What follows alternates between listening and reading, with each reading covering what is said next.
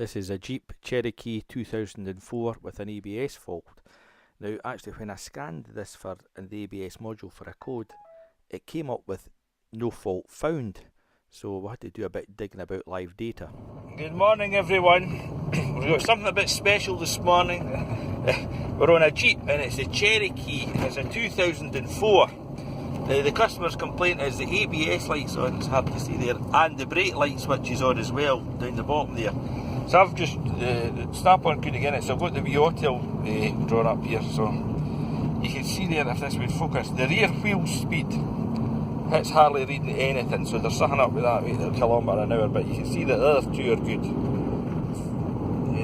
65, what we doing, Roddy? We doing? Oh, there we go. Oh, there it's back in. Actually, I think we've just solved this problem. We were looking at the speedo the other night and it was at 0, and then the next thing it jumped back up.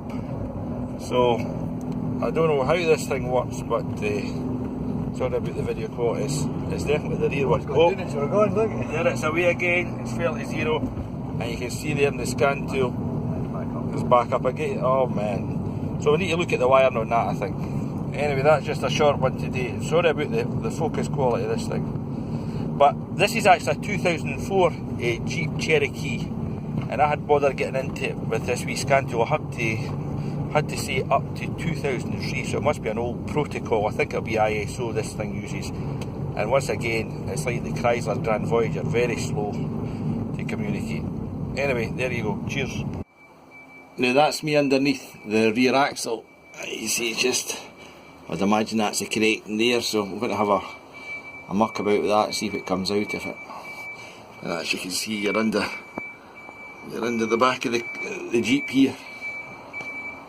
So we're checking this connector at the back here for it came up in the auto, the rear right, but this is just the rear speed sensor. So you can see on one wire, we've got a good ground. If my friend goes to the next wire, we've got a good 11.2 volts. So the wiring all the way back to the ABS control unit is good, so it must be the sensor. And I think we had the sensor there. Oh, we'll put it on the bench, but we'll show you the new sensor and we'll install that, see how it goes. Right everybody, just to prove a concept, we've got the wee picoscope out, picoscope 2000, non-automotive. I've been banging on about this for years. So 99 quid, great buy. So I've used the arbitrary waveform generator, and you can see I've set it up as a sine wave, 700 Hertz, and when I go to my scan tool, you can see it's reading 55 miles an hour.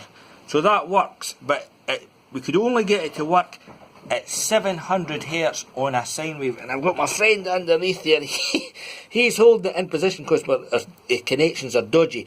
But what that does prove, it proves that the wiring is good all the way back to the computer. And what I'll do then, I'll just reduce the frequency. We'll go down to 600. And you can see it just goes back to 0. But if we go back to 700 again, oh no, we went to 800, sorry. 700 seems to work perfect. So that frequency is good, but anything round about that was nothing. So anyway, proof of concept, we need a sensor. Cheers.